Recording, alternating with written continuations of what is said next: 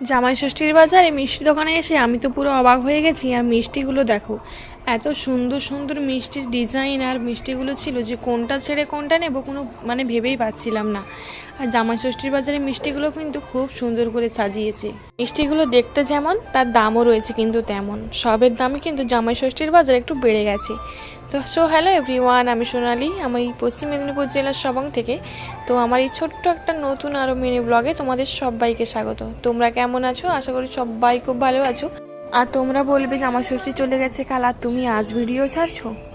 তো দেখো, জামাই ষষ্ঠীর বাজার মানে তো তোমরা জানো যে কতটা চাপ, তাই আর তোমাদের ভিডিওটা তাড়াতাড়ি শেয়ার করতে পারিনি। আমি খুবই দুঃখিত তোমাদের এতটা দেরি করে ভিডিওটা দেওয়ার জন্য।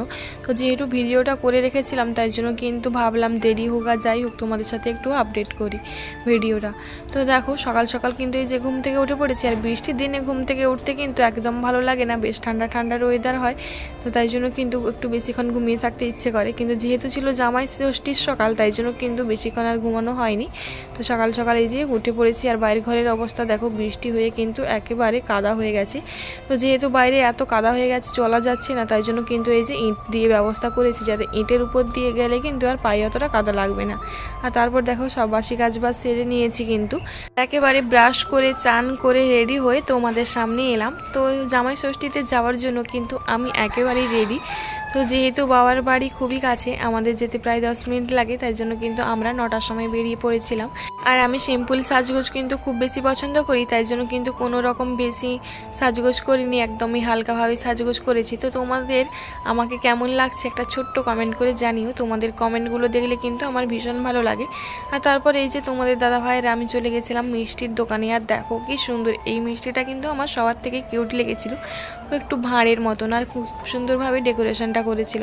আর সব মিষ্টিগুলো সত্যি এত সুন্দরভাবে সাজিয়েছে, আর এত সুন্দর লাগছিল, কোনটা ছেড়ে কোনটা নেব বুঝতেই পারছিলাম না। তাও কিন্তু আমরা প্রায় 50 পিস মিষ্টি 10 রকমভাবে 50 পিস নিয়েছি, আরও 10 রকমভাবে 50 পিস নিয়েছি, মোট 100 পিস কিন্তু মিষ্টি নিয়েছিলাম।